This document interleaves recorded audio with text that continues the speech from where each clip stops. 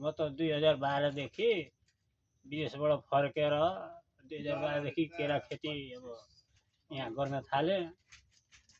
अब कसैको सल्लाह नलिकन आफै आफ्नै विचारले खाद बिरुवा मलहरू सबै आफ्नै हिसाबले गरेको हालेको बिरुवामा।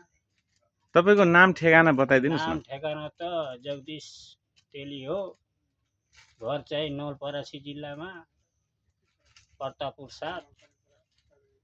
केरा खेती गरेर तपाईँ खुसी हुनुहुन्छ विदेश जानुभन्दा अहिले स्वदेशमा बसेर यहाँ आफ्नै गाउँठाउँमा केरा खेती गर्दाखेरि?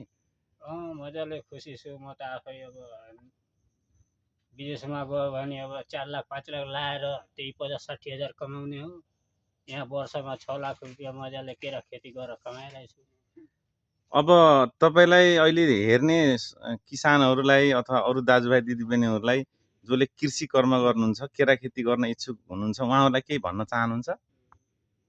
भन्न त अब म यही भन्छु, आफ्नै देशमा बसेर आफै अब पसिना बगाएर काम गर्यो भने राम्रै छ।